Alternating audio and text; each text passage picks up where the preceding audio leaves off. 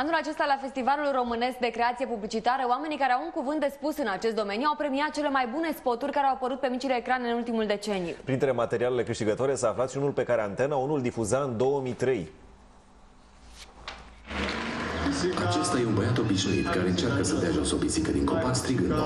Așa e el, ține mult la hainele lui, de-aia nu se suie după ea. Ediția din acest an a Festivalului de Creație Publicitară a fost o aniversară, așa că membrii jurului au vizionat cele mai bune spoturi publicitare din ultimii 10 ani. Câte premii avem la subțioară? Nu știu, multe, dar și 10 ani au fost foarte grei, meritam multe premii. Nimeni nu-l poate contrazice. Nici măcar o persoană nu a căscat cât au rulat reclamele. Spoturile premiate au trezit amintiri și au adus zâmbete pe fețele tuturor. Mamă, omoară pantofii ăștia.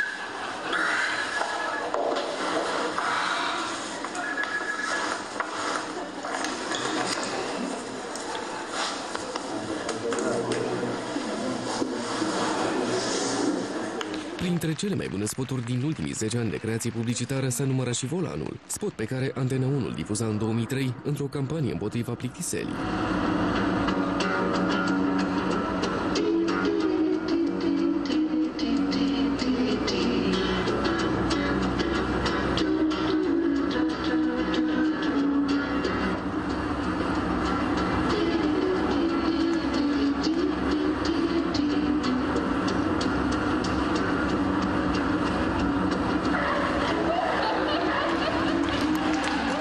Asta eu l-am scris într-o amintire personală, eu l-am făcut, eu l-am scris, dar și la regizat Radu Muntean, echipa Radu Muntean, Tudor Lucaciu, cu muzică de Simon & Garfunkel.